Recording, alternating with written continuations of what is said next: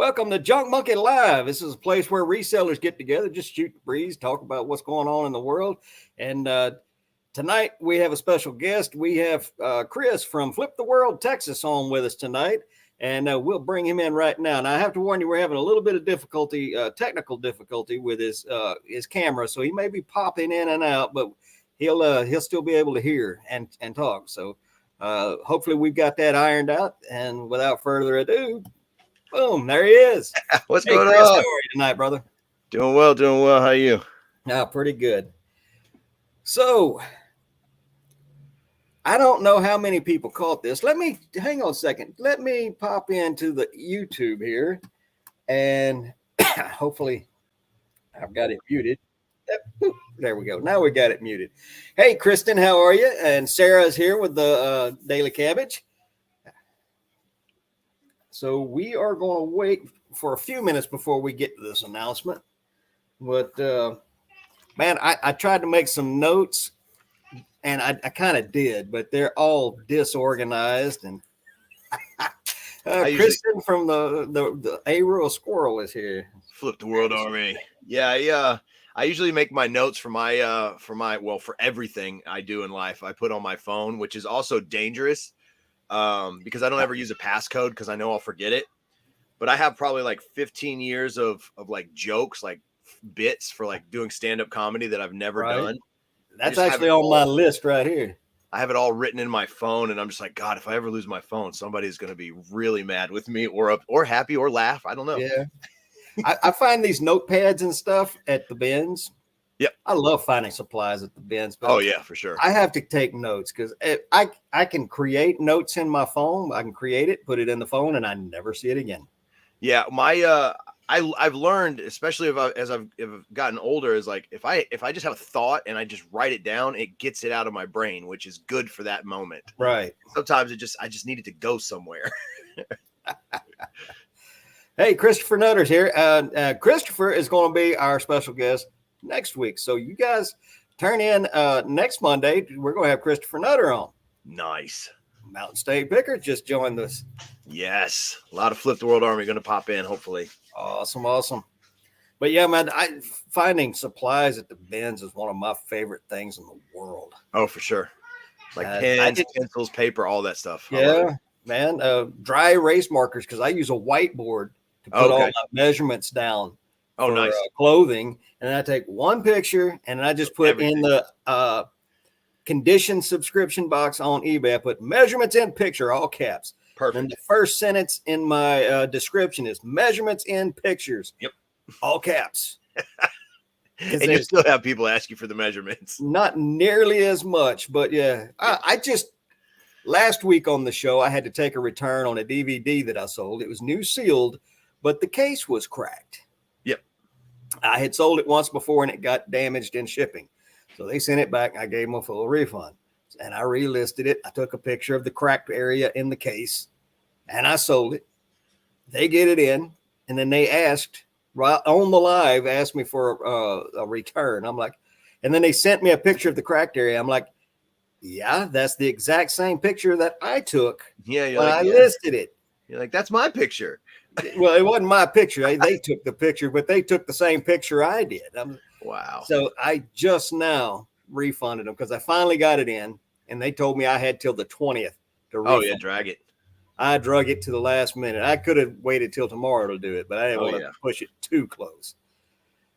But and this time I already have it relisted. I relisted it yesterday. You can never underestimate the stupidity of people on selling platforms. Oh man, I'm telling you this. I had another guy try to pull something. Last month, I sold a parts movement for a Rolex. And the guy, it's for parts or restoration only. I had it. It's an old vintage model. Mm-hmm. It ran a little bit and described what it was doing while it was running. May have a problem with the balance wheel, which is part of the watch that ticks. And this guy hips me up after I give him $150 discount just to sell it and move it. Oh, this thing has a bad balance. It's going to cost me $75 to fix it. What are you going to do about that? I'm like, nothing. You're like, I gave you 150 off. Yeah, I gave you. I'm like, number one, it was sold for parts or restoration only. The exact problem you're having was described in the description. Yeah, and if And I you can gave get you it, $150 off, which is twice what it's going to cost you to find the part to fix it. I think we're all good here. yeah, let's say it sounds like you owe me $75. Yeah. That's what I should. Gulf Coast Pickers is in the house, Ryan. Good to see you. He's been having technical difficulties too. He's there's a lot of live chats that he hasn't been able to join in, and he thought everybody was blocking him, but it was. Now, see, I'd believe that if it was happening to me. I'd be like, oh, they're definitely blocking it. For whatever reason, it has when I log into StreamYard, it has 2 cameras set up, and I only have 1 camera, so I don't know what this other magic camera is.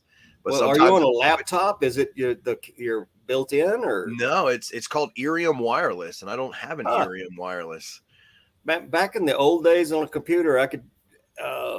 You used to be able to delete programs and apps and stuff. Yeah, that's what I need to figure out how to do, because it'll randomly cut to it, kind of like if you have like 2 screens, like it'll switch to it, but I don't have that second screen.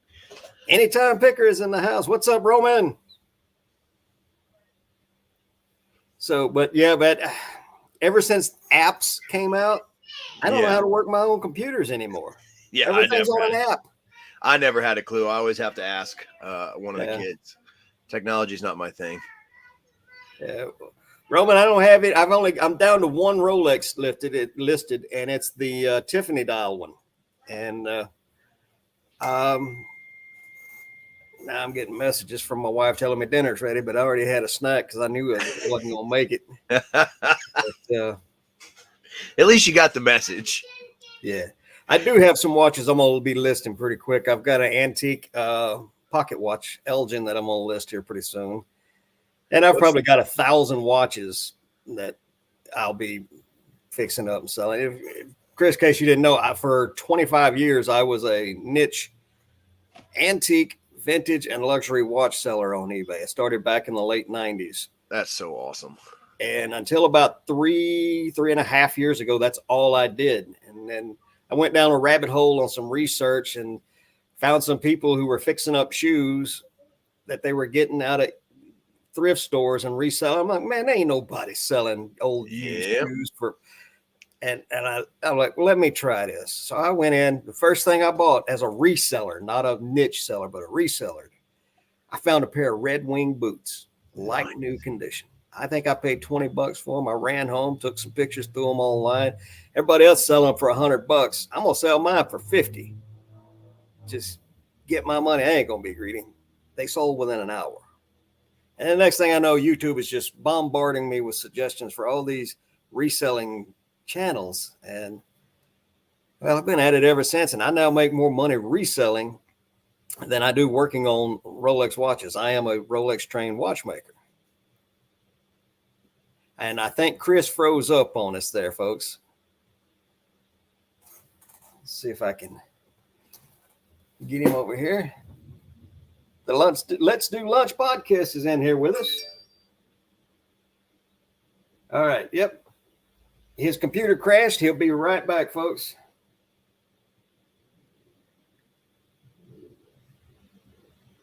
Yeah, if I can figure out how to work my own phone, there we go. Let's see. Catch up with us on the. There we go. But anyway, yeah, I got a lot of watches. I was talking about that. Tentatively, I am going to retire sometime between now and October the 1st. I got to get my backlog of customer work done, and I'm going to shut the public watch bench down and move all my repair operations here to the house. And I'm going to cut what I will actually work way on. I'm going to cut my workload way down, 1 or 2 watches a week, and that's it. The Pickin' Preacher is here. Hey, buddy, how are you? So, yeah, I'm going to concentrate. I hate to say become a full-time reseller, because the reality is for the last 3 years, I've been a full-time reseller, but only a part-time watchmaker. But that part-time was right in the middle of my day and just really takes it out of me. So I'd get up in the morning, do some reseller stuff, go down to the shop, do watchmaker stuff for 4 or 5 hours, and shut that down, go sourcing, then come home and work till midnight. And quite honestly, I'm tired of staying up till midnight, 1 o'clock every night because of a job that's not bringing in the money. I'm going to pour gas on the fire that keeps me warm. And let's see, I can't turn that on. Thank you. Wore this one specifically for Chris. Chris is from Texas. He's from my part of Texas, Eastern Texas. He's in the Houston area. I was just northeast of him in the Beaumont area. Hey, I think we got him back. Let's see if this works. Boom, there he is. So you found some Red Wings. Yeah, so I found some Red Wings. I brought them home, took some pictures, threw them online, brushed them up a little bit. I'm pretty good at redoing leather. Anyway, brushed them up a little bit, threw them online, sold them for 50 when everybody else is selling them for 100. Sold them within an hour. Yeah, quick flip. Oh yeah. Yeah, quick flip. And to this day I love quick flips. Oh yeah, yeah. Now I don't cut the market in half anymore. Yeah, especially on shoes. And if you do, don't post about it, because then everybody gets angry. Yeah, but anyway, I started seeing all these watching these videos. Hairy Tornado, Bearded Thrift Machine, Dustin the Pro Picker up in Ohio, Tim Osborne the Thrift, and just a whole slew of others. Flippy McFlipperson and Casey Carolina Hustler, and just watching all these people, and they're bringing it. I'm like, man, ain't no way somebody's paying money for old used this, that, or the other. Oh yeah. I go to the Goodwill and I find one. I'm like, okay, I'll buy it for $7.97. I'll take it home and put it online for $50. And it sold. So I'm like, man, I'm on to something here. Oh yeah. And it came at the perfect time because that was just before the pandemic hit. But it was also during a time where one of the clock making side of the house, one of their apprentices tried to buy the business. And he ran the business into the ground. And 9 out of 10 paychecks that he cut for me bounced. Oh, wow. Oh, it was bad. That's not good. No, not good at all. And so, reselling come along, and then between not being able to get a paycheck that wouldn't bounce, and then the pandemic hit. So we cut our hours way back, and we closed our doors to the public. We were still there working, but we cut our hours. We went from working from 9 to 5 to working to 10 to 3, 4 days a week. And I'm like, man, I can't make a living like this. Yeah. So, I've been a reseller ever since, a full-blown reseller, not just a niche seller. And all those years, all I ever did was auctions because eBay wanted to charge me extra to put a buy it now price on it. Yeah. So, so over the last 3.5, going on almost 4 years now.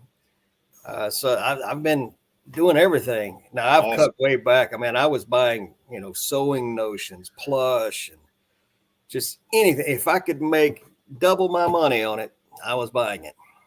That's so awesome. I think right when like lockdown and everything happened, that was our second year as being resellers. And I tell you, that is like the one time that completely changed how I look at death piles, because, we went through 2.5 weeks where all the thrift stores were closed. Yeah. So that death pile became like the life pile. Yeah. So now I've always looked at death piles differently since then. I'm like, you know what? It might actually be good to have some stock. It's not a death pile. It's back stock. Exactly. It's just actually good to have some money pile. I'm trying to build up a little bit of a back stock right now because I'm going to retire by October. Hopefully sooner if I can get my backlog of work cleared off my bench at work. I'm semi-retire, really. I'm just not going to go down there to that shop for 4 or 5 hours a day in the middle of the week, middle of the day, and just cut my work day all to hell and back. It's making me stay up till midnight, 1 o'clock every night working. Yeah. And I don't want to do that. I want to work till 5 and then spend the rest of the time with my family. We sat down and watched TV together for the first time a couple of nights ago, and I don't know how long. Yeah. Well, good. So did you start the reselling stuff and then Stacy come on board later, or did she start it? You see how good it was going and you joined her? How did that work for you guys? Well, we were both, we had started our own pest control company, and as a way to bring in money to like upgrade our equipment and things like that, as a new startup company to buy better chemicals, better equipment. I actually saw Walter Blake Knobloch YouTube video that he was making like, it was like $20,000 to $30,000 a year selling used VCRs from the Goodwill and selling them on Amazon. And I'd had an Amazon account forever, not as a seller account, but for whatever reason, I got a wild hair in me because I just was like, here I am, like busting my ass trying to build up a traditional business. And then I see this YouTube video of this guy like, oh, I can make all this money selling used stuff. And I was like, for whatever reason in my head, I was like, I have to destroy this man. So I told Stacy about it. I went out the next day while I was out doing my pest control route. I stopped in a Goodwill. I found a DVD or a VCR player. It was a combo player. I bought it, tested it at the house. I signed up to sell on Amazon, listed the bad boy, and it sold for like $90. And I was like, man, So I messaged WBK and I was like, hey, you don't know me, but I tried to destroy you today. And it turns out you're onto something. And so then I just started talking with him more about all of this, and he'd sent me down his rabbit hole of videos. And when I was out doing the routes, I would just stop in at Goodwill's, and I was just picking up electronics at that time and just flipping them on Amazon. And it got to a point where I was like, this is good money, and I'm not crawling around in people's attics chasing after possums. Or up underneath the house. Yeah. So we just started growing that, and then it got to a point where the money coming in on the reselling was matching what was doing with the pest control. And I was like, well, one of these we can put away, and it's the one I don't like doing. So it was like that last and then plus I had that detached retina, which kind of made it a little difficult crawling in attics, because I'm like one misstep on a beam and I'm going through somebody's roof. So I was just like, you know what? I'm going to go reselling route. We can always come back to that's the thing. Like if you have a trade, you can always put it behind and then come back to it. Right. Like maybe I don't come back and open up another pest control company, but I'll always be able to get recertified and go work for somebody and make $60,000 to $70,000 a year as just a technician, because of the certifications that I have. But the Gulf Coast, man, there's every kind of bug you can imagine. Exactly. And I'm like mosquitoes, cockroaches, palmetto bugs, termites, fire ants. Good God, I hate fire ants. And I'm actually certified and I was a specialist in bed bugs. So like I'm in the big money bugs. Yeah. And there are plenty of small hotels there that need those things eradicated. Yeah. I actually I went through my certification through Purdue University, so I'm kind of a bed bug nerd. Yeah, I used to fly back down to Beaumont to work for a jewelry company there. They would fly me in because their jewelers and watchmakers just couldn't handle the workload. Wow. What they were taking all the easy jobs, putting them in the front of the box, doing those, putting all the hard jobs in the back. Next thing they know, they're 2 years behind. So they'd fly me down and put me up in a hotel. And the first couple of times they did that, they'd put me in the cheapest hotel in Beaumont, which that's not a with the bed bugs and the. So yeah, one of them, he put me up in there. I was like, nope. Yes, I got up out of that bed itching, took a shower. And I left out of there, and I went and sat in I think it was a Denny's. It may have been a Waffle House. I don't remember, but it was an all night breakfast joint. And that morning when the sun finally came up, I walked, I don't know, 10 blocks to the jewelry store. And I'm like, you need to find me another hotel room. Yeah. And it ain't going to be a cheap one. You're going to put me up in a decent hotel, or you're going to put me on a plane and send me home. Amen. Yeah, they got all those refinery workers they put up there. Oh yeah, in those hotels. Just doing them. There's always a shutdown at Goodyear there. Yep. or a startup. So yeah, those refineries, between the refineries and the shipyards, there's always a lot of people coming through. Oh yeah. But so did you? Am I remembering wrong or thinking about somebody else, or did you used to do some dumpster diving? Oh yeah. Oh yeah. Big during, especially during the shutdown and COVID. Like we ramped that up big time. Yeah, and you We can't be free out of a dumpster. I mean, that's Yeah, we started well, so what we used to do is we would actually go around on Facebook Marketplace. There's actually like a free section. right, Like curb, it's like curb alerts. right. And so we would just go around to the curb alerts and pick up people's stuff and then just go through it, find out what was valuable, what we could make money on, and then the rest we would donate. And then we happen to just be going behind where I used to get boxes at they're green here. I don't know what color they are everywhere else, but they're green here. It's just a dumpster that only is for cardboard. Right. So that's where I'd get boxes. And I just happened to look at the dumpster next to me, and it was from Ross or something. And I just see bags full of clothes. And I'm just like, what's going on here? And I was like, oh, somebody probably just, personal dump. They're just using the dumpster. And then I get into it and I look at it and it's got Ross tags all over it.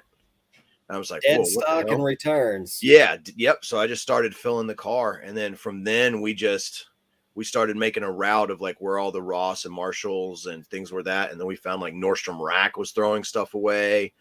And we started just collecting and collecting.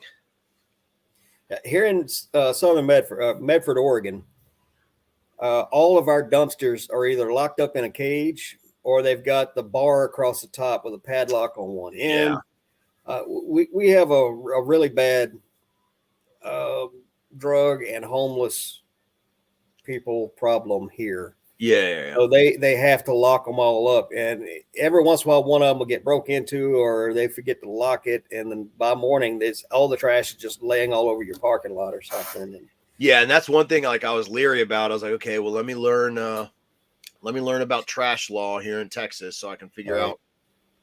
So as long as it's not padlocked or behind like a fence, it's you're okay. Now, of course, if it's like on a security will drive by, they'll just be like, hey, get out of here. You just go. Right. But for the most part, we didn't make a mess and we'd take everything. So yeah, it worked out pretty well for us. We were making a really good amount of money and not paying anything, which was really good because it was right during the whole COVID. And we really started ramping up on dumpster diving. I was just like, this is insane how much stuff is being thrown out. And then like I met a buddy who I see at the bins now, and he's like, oh yeah, I do this at GameStop. And I was like, what? And he's like, yeah, check it out. And he had like 1,000 games that he had picked up in case. Like in the back of his Explorer, it was just all these games, and then like the old cutouts for like the games that came out, like the standalone cutouts like they have at movies, and promo posters and all that stuff. And he sells all that. And I was just like, oh my goodness. So they really do just throw away everything. Speaking of the bins, how did you find out about the bins and start going there? Because I know that's a big part of your business model now. Yeah, it's like almost exclusively. So we had 0 bins in Houston, Texas, and we would actually travel to San Antonio. That's like our second favorite. That's a long drive to go to the bins. Yeah, it's like our second favorite, but it's like our second favorite city. So what we would do is we would plan because that's where our tattoo artists are. So we would plan, we'd go there, get a hotel, go to the bins there, get tattooed, come home, and then basically make our money back for the trip. And before the Air Force moved out of there and opened up that Air Force Loop Road, that used to be the way to get around San Antonio. Yeah. But now, man, that whole Anderson Loop Road is just it's packed from one end to the other. Yeah, it's a nightmare. I remember when there was nothing but one little Texaco gas station out there. Yeah, it's San Antonio's grown into a nightmare traffic. Yeah, it's grown from there all the way out to Bernie. Yeah, it's we try to stay in the exact same spot every time so we don't have to. Yeah. So that was the only bins. Houston had no bins, but Houston had like 127 Goodwill stores. Ooh. And then, so we had routes in Houston that we would do for regular retail, what we call retail thrift. And then we would go to the bins like once a month and just stockpile. Right. And then Houston made this huge announcement. They're getting their first outlet. And we were like, oh my God, please be close to our house. And of course it wasn't. But we still were like, oh, hey, that's closer than San Antonio. And then within like before the end of the month, they opened a second location. And then the following month, they opened 3 and 4. And I was like, what is happening? And now we have 6 Ben's locations in Houston. One of them is like 2 miles from the house. And they're about to open a number 7. So now Houston has more Ben's locations than I think anywhere in the nation. I can imagine. But then again, Houston is a huge area. Houston basically goes from Baytown all the way out to Katy. Yeah. All the way up to Lake Conroe. And yeah, right below Huntsville these days. Yeah, it's massive. And there's so many donations coming in. So much stuff they got just stuck and left in the port during COVID that people just abandoned because they couldn't pay for it. Like they're like, I can't pay for the freight to sit. So all that stuff just has been just circling in. And then we have all the department stores that donate to Goodwill, and they all come directly to the bins. So like we've been finding Johnny Was new tags and a bunch of stuff from Macy's, and it's kind of nuts. So a lot of people that come on our whatnot, they're like, I've never seen a bins have this kind of stuff you guys are finding. And I'm like, that's why we're on whatnot. The bins in my area, they have, and I've had them tell me this, they have accounts. They have people who buy certain things from them in bulk. So they never make it into our bins and out on the floor. Yeah. So ours used to do that because there's a lady there. So we're the number one buyer at our location, and we spend more money per day than anyone. So they, not that they like cherry pick or anything for us, but they're nice to us. They're nicer to us than most people. But there's another lady there, and she used to buy the complete container. She would buy a complete semi truck full, untouched, unsorted. They wouldn't even unload it. She would just buy it, and then she would have her truck, and they would unload it to her truck, and she would take it down to the border and sell it. And she was paying 19 cents a pound. Now they charge 70 cents a pound, so she can't afford it. Right. So now she's in there like, mine has a sliding scale. It starts at $1.79, and then there's 2 or 3 increments by poundage, 10 and 15, but once you hit 20 pounds, it's 79 cents a pound. Oh, that's nice. Yeah. Yeah. No, they just raised our price, so it's $2.49 a pound, and then when you hit 50 pounds, it drops to $1.99. Dang. And then all books are $1.25 a piece, and then like hard goods are $1.19 a pound. But so since we do mostly our books are $0.25 a piece, our electronics are 59 cents a pound, unless they weigh over 5 pounds, and then they'll give it to you for $5. Oh, nice. No, it's over 7 pounds, and then they'll give it to you for $5. Because you get a Sony receiver, that thing can weigh 15, 20 pounds. Or the 300 disc CD player. You're like, I think I'm not going to buy this. But so, and then glassware, anything glass is 10 cents a pound. Usually anything breakable, because they're just, what they do is they have a forklift that has it looks like it's like perfect for picking up pallets. It's like at the sides. They just pick up the pallet, lift it up, and dump it into the bin. So all you hear is all that stuff breaking. So I don't even mess with the hard goods stuff, because I'm like, they just ruined it all. Yeah.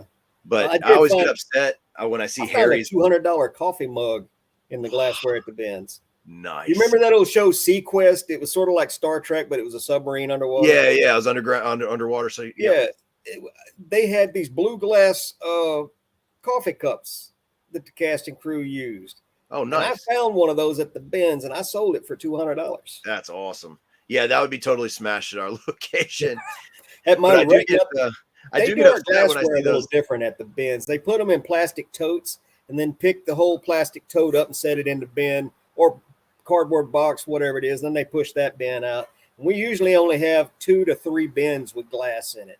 Oh yeah, no, they just dump everything. So then they'll have, ours has 8 rows, and each row has 12 bins, and they have to have like at least 3 hard good bins out of the 12. But it's mostly clothes. Like most of what we go to is clothing. Yeah. Most of the stuff that's donated is clothes, but there'll be at least 3 per, and it's just all mixed and matched. Ours, we put all the bins that have soft goods, clothing, up against one wall, and there'll be, I think, 7 of them. But out of the 7, 4 of them will be what I call bedding, linens, old blankets. Oh, yeah. So you only get like 3 or 4 bins of clothes. And somehow in my area, the word's gotten out. And when they put those things out and they say go, you better be ready to throw some elbows to get in there. Yeah. So Yeah. I don't know. I don't look for the same things everybody else looks for. I don't look for Miss Me jeans because I don't ever find them there. Yeah. I don't look for Levi's 501s because I don't find them there. Yeah. I look for Madewell because a lot of people don't know about Madewell. Great I look brand. for Democracy because people don't know about democracy. I look for things that feel good. Yep. And look good, and then I just pile them in my cart. And I'll go off to the corner somewhere and I'll go through them. And I may have 40 pairs of jeans in there, but I may only keep 5 or 6. Yeah. If I see a Carhartt shirt or a pair of overalls or anything like that, I'll throw all that in there, and anything that just piques my interest.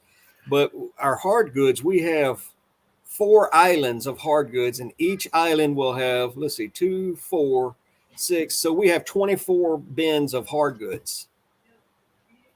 Dang. And they only ever change out one island at a time. Oh wow. Yeah, no, they do like every 15 minutes they'll swap out an entire row here. Like there's so much stuff. We're lucky if we get one change of the clothing or the soft goods and one change of the hard goods. Every great once in a while you'll get a second change of one or the other. Oh wow, no, yeah. But they're shorthanded there all the time. They can't keep workers there. Yeah, that's everywhere. I don't think we would be able to do what we do on Whatnot if they didn't rotate as fast. If we didn't have the abundance of stuff coming in. You know how there's always that one single shoe. It's like a Doc Martin, like new. You can't find it. Yeah. Those things at my bins have a tendency to stay around for 4, 5, 6 days. Oh wow, yeah, we collect. Did you see this? You got this? You got that?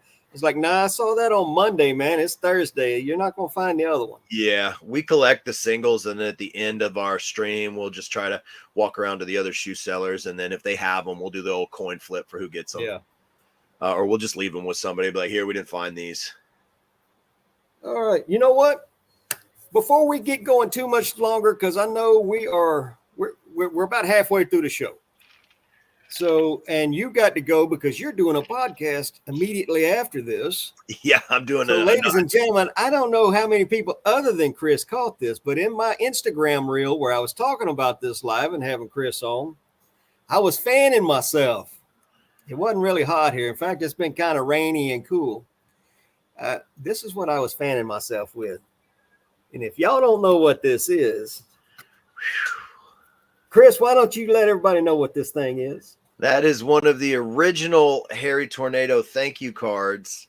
He sent me that years ago with something that I purchased, and I decided that I was going to sign it myself and then put it on eBay auction and then donate all of the money raised to charity. And then whoever bought it would then do the same thing, and we just keep it going. And it's insane that it's still out there circulating. I want to say it's definitely been over 2 years. Yeah. And there's a lot of reseller signatures on that bad boy, and we've raised a lot of money for different charities. It's awesome. I first became aware of this thing when Joey Bada Bang 22 had it. And he put it up, and I ran the bid up to $100 on it and still didn't get it. And the guy who did get it, he had it for a month or two, and then he put it up, and I bought it for an undisclosed price. Yep. So, ladies and gentlemen, we are going to start the auction thing off. We're going to bring this thing back to life. We're going to auction this. It's going to be a 10-day auction. Nice. We're going to start the auction at 99 cents, and 100% of the proceeds is going to go to St. Jude's. That's awesome. I wrestled with who to pick for this, really, because I've worked with Children's Miracle Network. I have a younger brother who benefited from the Shriners Burn Institute for Children.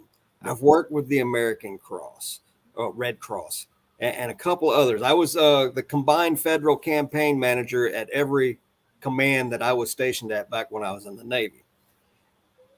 But I raised a lot of money for all them guys through the years. Yeah. St. Jude's is somebody I've never had the pleasure of working with. So I went ahead and decided, you know what? It's time to give them a little bit of the love too. So we're going to auction this off to St. Jude's. Awesome. Now, folks, if y'all don't know this, St. Jude's is a children's hospital that specializes in children with cancer. And there are a lot of different types of cancer. And no family ever pays St. Jude a single dime. Nothing. St. Jude's will even put their family up in rooms and feed them. Yep. So that's something that's is. We have a very large St. Jude's here in our medical center here in Houston, and that's exactly right. Yeah, no family pays. They put them up, they feed them.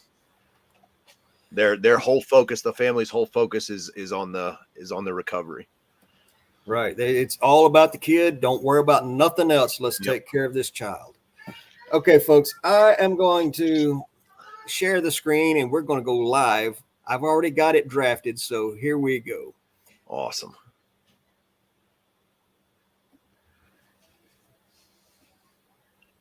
And then once you share the link on social media, we'll spread it like wildfire too. Okay, and we will. I will, as soon as I get this listed, I'll grab a link for it and post it in the chat. Perfect. And everybody, please, even if you don't bid, if you don't mind, please grab the link and share it. Let's get the word out to the reseller community that the reseller card has been found and it is back in action. Man, look at all those signatures. That's so awesome. Every signature you see there was a charity that was picked and all the money was given to 100%. That's really awesome that this is still out there in the world. Now I've got it listed in my collectibles because, hey, y'all, don't collect this thing. If you get it, enjoy it for a little while and then put it back in action. Yeah, make a photocopy so you can frame it. And then all right, there it is. It is on auction for 10 days. That's so cool. I'm paying the shipping. So we got free shipping. And St. Jude's, there you go. Yeah, there it is, 100%. And Awesome. it's going to cost me the shipping plus 25 cents. So, boom, there it is, folks. Come on, there we go. Done. It is live. That's so awesome. So let me go to my active listings. I'm going to grab that thing. Oh, where's it at? Oh, that's for 10 days. So I got to I forgot about that. I haven't done an auction in so long. Let's see. Format. Buy it now. Auction 1. There we go. That should make it easier. Search. There we go. Reseller thank you card for charity is the title on it. And boom, we are going to copy that thing. And then we're going to come right down here and post it in the YouTube chat instead of the. Boom. There we go, ladies and gentlemen. If you don't mind and you know how to do it, please share this auction and let's get it going. Let's bring that back up. And we got 0 bids so far. We can do some of that. Look at there. There's old Flip the World. I do believe that one is Harry Tornado. We got the Hoogs on there. Michelle, the Mama Flipper. Mike. Boom, there you go. Jiggy Flips. Oh, hey, we got our first bid. I already got outbid. Awesome. And I don't know that I took a picture of my signature. Yeah, there it is. Hey, listen, folks. I know that looks like junk with an O, but my name's Rob, and the second letter of Rob is O. So cut me a little slack. I was awesome. So I never signed Junk Monkey before, autographed anything Junk Monkey before, but there we go, folks. It's already, awesome. Already going. Bids are coming in. Hey, we're up to 550 already. That's awesome. I appreciate every one of you guys for doing this. All right, back to the show. But that, folks, really and truly, this is something Chris and I have been talking about for quite a long time. but there's been so much going on in both of our lives that it kind of got set to the side by me, and well, it took us till now to get this done.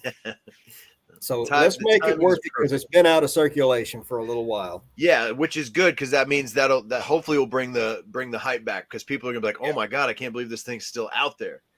Yeah, it's still out there, and I'd like to see it go to somebody. Somebody, you know what? When I got this, nobody knew who I was. Hell, most people don't know who I am right now. But a few more know who I am now than back then when I bought it. So you don't have to be one of the big names in the reselling community to buy this thing. And by the time it gets to the next one, people will know who you are more, and then more, and then more. Yeah. That's how it works. Beard King Picker, how are you doing tonight? Hey, listen, there's a lot of fun. I forgot about this, but I have my settings on YouTube set up where you have to be a member for 5 minutes before you can join the chat. You brought so many people tonight that I probably should have turned that off, and I just didn't think about it. No worries. Hey, man, we were talking about the bins before we segued into the reseller card. Tell me a brand, as soon as you see it, you don't worry about it. You don't look about it. You grab it, put it in your cart. You know what's going home with you. You know what's going on, whatnot immediately. You don't have to research it. You know this is good stuff. And I'm not talking about that Grail find. I'm talking about anytime you see this, and you see it on a fairly regular basis. Yeah, like you said earlier, Madewell. We find a lot of Madewell here, and people pass up on it. People pass up on Judy Blue. Judy Blue. And surprisingly, Stacy finds a good amount of Mother jeans. People just they don't Page jeans. Yeah, we get a lot of Page too. Yeah, those are things I just immediately throw over my shoulder. I don't check them. I mean, obviously I check them once I get them to the cart, but as far as like, I don't have to do any research. Jeans is still like my number one thing to source for, because my Rolodex has gotten really good at what people throw back or what they think isn't good, because Mother, a lot of people that are at the bins will have the Mother in there and then they throw them back. Right. What I do is I'm like a scavenger. So Stacy goes to the new rows. I don't like messing with people, so I don't go in the new rows. I wait till the people that have the cart that's like full, and then they go to the corner and they start sorting it through and then throw it back. I go dig through their throwbacks. Right. And that's where I find most of the stuff I get, because Mother has like a plastic tag. It looks cheap, so they always throw it back. Like the old school Wranglers. Yeah, they always. Oh man, I love the leather logo Wranglers. Yeah, I'll always pick those up. The cowboy. I remember when I was a kid, they had the plastic tab. Yeah, they would always crack, and you'd have to break it off. Yeah, so any Wrangler with the leather tab, the plastic tab, but yeah, usually brands like that, I'm 100% grabbing. I'm learning more in the women's category, because most of the people that purchase from us on Whatnot are women, and so I'm like trying to learn more. But I still don't know. I'm gonna be like, this is like a women's clothing I've learned more in the last year about women's clothing than I knew the whole rest of my life put together. Yeah, I'm like, it's like a top with no top. I don't know how you hold it up, and then the chat will tell me like, oh, that's called a halter top. I'm like, oh, okay, cool. It's like, I'll tell you what, man, a year and a half ago, I didn't know what rise was. And exactly. Yeah. But and then right now, corduroy. Corduroy really? And flare jeans. Corduroy and flare. Wide leg and flared. Very popular right now. And it doesn't even have to be like a big brand. Yeah. As long as it's corduroy, or if it's flare, they're buying it. I find Patagonia flared pants, but they're not flared. Yeah. And when I do find them, they're usually like small or extra small. Yeah, that's the other thing, that a lot of small, extra small stuff, and that doesn't move well for us. But here's something else I found.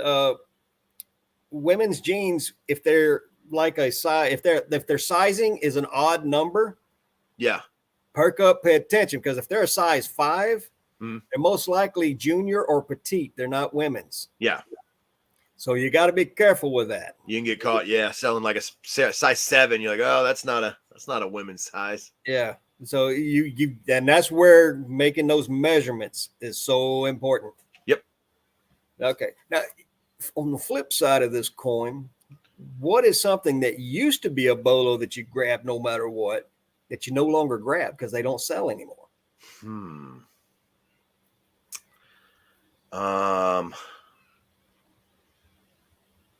That's a good one.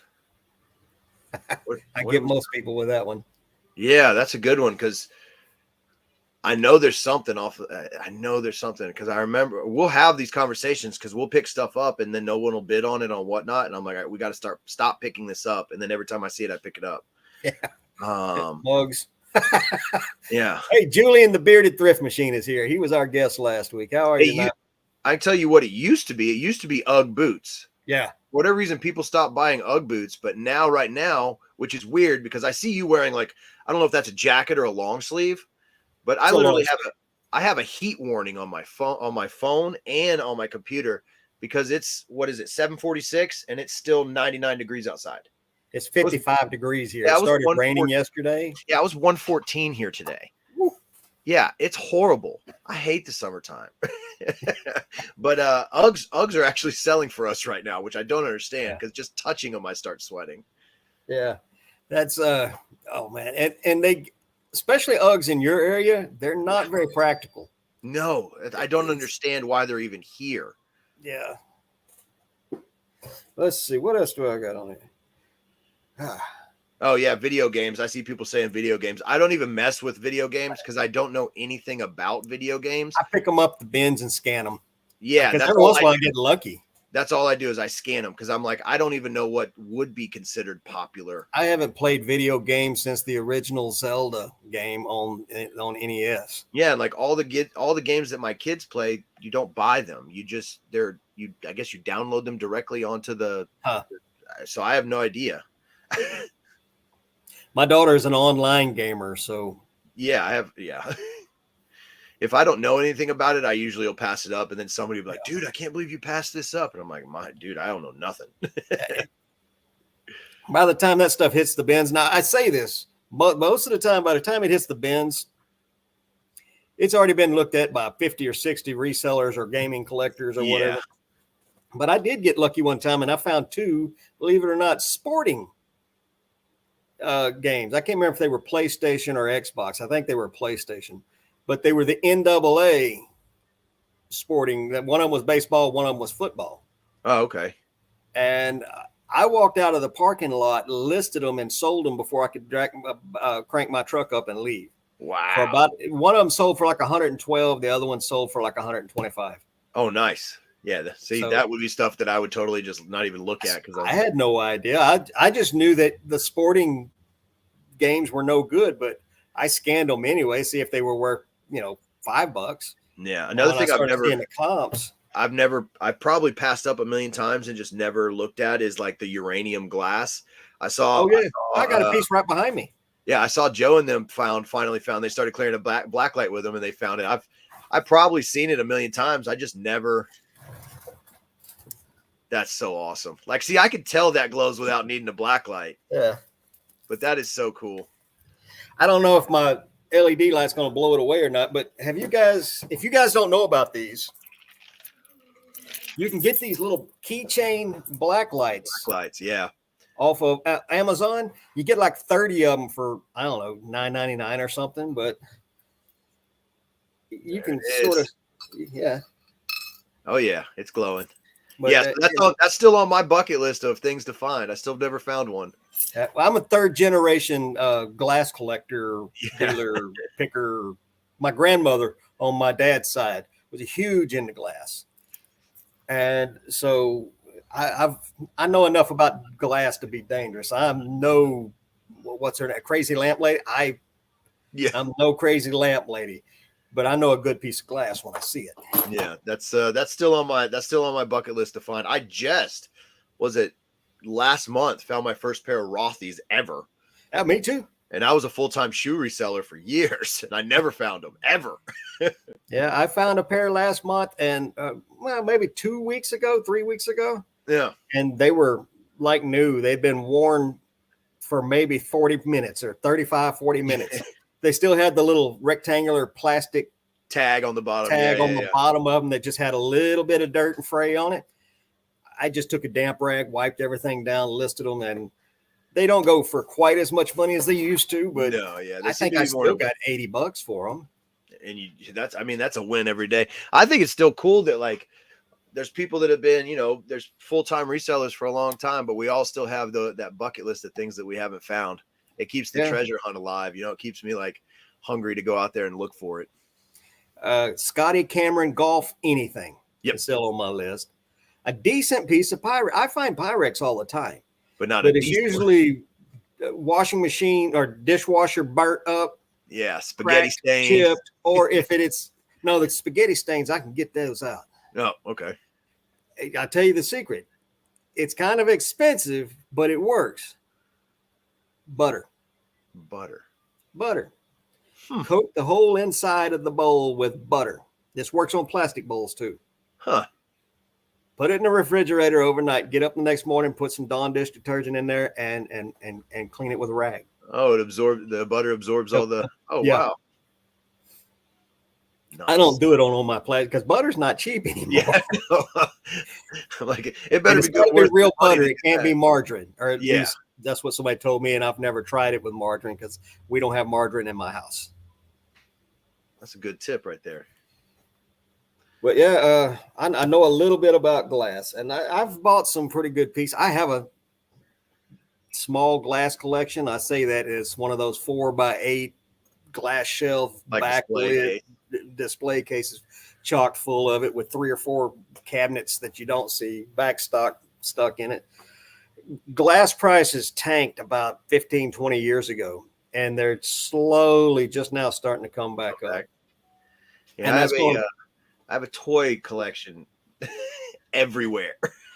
I'm starting to slowly. Oh, nice. I just found him at the bins last Monday. Monday is my normal bins day, but I went on Friday this week.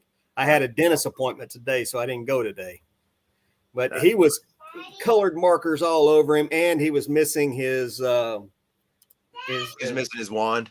His cane, his walking cane with the big gemstone on it. So I ordered it, and it's not worth much. No, but it's cool to have on a shelf. Yeah. Like Stacy found me the 1986 Bebop from Ninja Turtles. Oh yeah. And I'm just like, yeah. I was like, he's going on the shelf. Yeah, I kind of predate the Ninja Turtles just a little bit. My youngest brother was into them.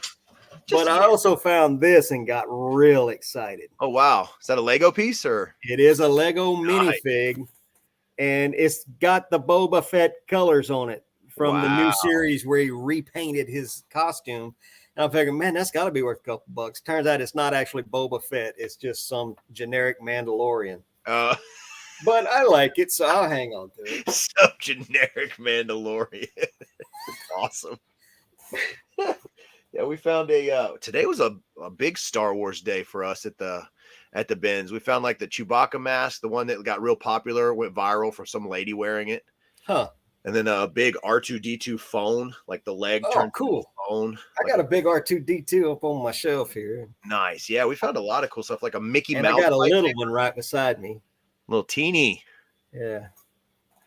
So it's a good it was a good what I call nerd day. I see a lot of that stuff and I want to pick it up and buy it so bad at the regular thrifts. Yeah. But it's always busted, cracked, missing a piece. So I'm like, I'm not going to buy it because I can't. Yeah. I'm like, no. But if I find it at the bins, I know I'm going to pay $1 or less for it. So I don't mind picking that kind of stuff up there. I've got crap sitting all over this place for like that. Yeah. And then since we are selling 100% of everything we pull directly on Whatnot. Yeah. If it doesn't sell, we just put it back. Yeah. We're selling live from the bin. So if it doesn't sell, we just throw it back but we've kind of custom, like a lot of the stuff that we sell now, I wouldn't necessarily sell if I was only on eBay, but the people that watch your show are the ones that dictate what you're picking up these days. And so they'll tell us, they're like, hey, I need size extra large dresses. I don't care about what brand they are. And you're like, oh, really? Cool. I can find you 100 of those instantly if you don't care about brand. Yeah. But man, we are within 5 minutes of having to shut the show down because you got to be somewhere, folks. For those of you that were asking about Chris getting arrested at the bins the other day, we absolutely ignored you on purpose. Chris, tell them why.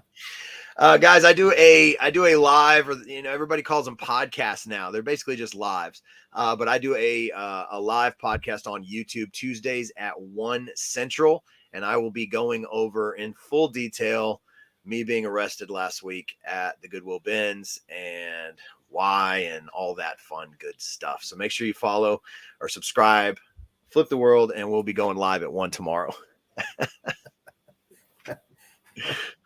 Well, hey, man, I won't keep you much longer. I sure appreciate you coming on the show Oh, man, tonight. always. I love A lot it. of fun. I am going to one last time see if I can become the winning bidder right now. Just got outbid again. So I think you're above $10 already on the card. So that's awesome. And I'll be sharing this on social media as well. And hopefully everybody that's watching will share it on their Instagram, and we'll get this thing going for St. Jude's and keep it in the circulation. And I can't wait to see who gets it next. All right. Yeah, man. I hope it doesn't stay. I know when Joey had it for a while. Yeah. A long while. And I've had it for a long while, but hopefully the next person will not lock it away in the dark for too long. Like frame it and put it up on their house. Right. It's cool to have it, but the purpose of it is to raise money for people who need it. For sure. This time around it's St. Jude's.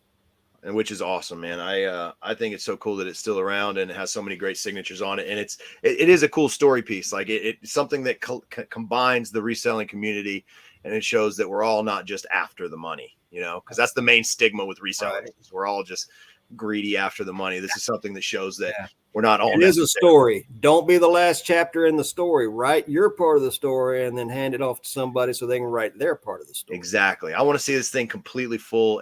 Not a space left on it. Right. And when it does get that full, somebody needs to reach out to Josh over at Harry Tornadoes and see if he kept a copy of this card, and we can get a part 2 going. Yeah, that's what I was thinking, because he switched to a new card now, so we could restart it with his new card. But that works too. It would even be cool if it ends up back with Josh, and then he's the one that frames it after it's done its final. Now that would be something, but if he did that, he would have to restart it on a new card. Exactly. Like, I'm going to keep this one because this is amazing, and I'm going to restart it on a new card. I agree with you. There we go. That sounds like a good plan. We'll have to browbeat him into doing that. I'm good with that. All right, man, you're over time, so you got to go, brother. Again, I appreciate you being here, and I'll talk to you real soon. Thank you so much for having me on. My pleasure. Folks, hang out, because we're not shutting the show down just yet. Y'all heard I had to go to the dentist today. That's not one of my favorite things today, but this time I was just getting the pearly whites polished on. So let's see here. Stacy was in here. Stacy, hi. I hope you're still here and could hear me. I'm sorry I didn't see you in the chat. But that reseller card, I've had it for a pretty good while now. And Julian, I don't think your name, if you're still in here, brother, I don't think your name is on that card yet. But folks, shoot. I had quite a list of notes for things. I've got a visitor. Come here, sissy. Come here, baby girl. Oh, big belly. Oh, this is my little sissy girl. Come here, Daddy. Can't see your eyes. You're wet. You've been running in the rain. I know it. Oh, there's Stacy. Hi, how are you? I didn't see you come in, or I'd said hello earlier. I'm pretty sure I missed a few other people. Beard King Picker, you are a new name for me, and welcome. Glad to have you on board. But my little girl here, she is going to have puppies in the next week, 10 days at the most. Why are you out here? Oh, where's the boogie? All right, you can get down. Hey, come get me in when they get ready to go on a walk, but it's raining, so we're not going on a walk today. But anyway, I had a whole list of notes for Chris, and we got through most of them. And normally when I make notes like this, I don't mind going over on the show a little bit, but Chris had a prior engagement. He has a podcast he's got to go on right now. I forgot to ask him what podcast. We probably should have told him that. Some of you guys could have followed him over there. We were going to talk about food. You guys may not know this, but Chris is a vegan. not one of the protester in your face type vegans. It's personal choice. And we were going to talk about hats because I actually wore this hat specifically for him. As I've said in the show a few times, he and I are from very close together in East Texas. And my wife doesn't like this old school trucker hat because it stands up too tall. She doesn't like the way it looks on me, but I'll be sending this to Chris. And let's see what else. We got through everything. The only other thing we didn't talk about, he does some characters in his TikToks and shorts and stuff. So maybe we'll have him back on, and we won't have a time limit like we did tonight. And speaking of having people on, next week we're going to have Christopher Nutter. Christopher is in most of the reseller live shows. And quite honestly, he works behind the scenes unasked for. He sends out messages to everybody to let them know, hey, so-and-so's online, you should come on. There's a lot of live shows that I personally would miss if Chris didn't send me those messages. And on the flip side of that, there's a lot of shows that I miss. And I know I missed them because Chris sent me a message and I just didn't have the time to go over and look at it. So next week we'll have Christopher Nutter on and let you guys meet Christopher if you don't know him. He's a good one to know. And with that, I think we're going to call it a night, and we will see you guys back here 1 week from today. So next Monday, 5 p.m. Pacific Standard Time, and our special guest will be Christopher Nutter, and hopefully I'll have another little bit of a mini haul from the Goodwill bins for you guys to let a little show and tell. So again, good night. Thank you for being here, and we'll see you next time.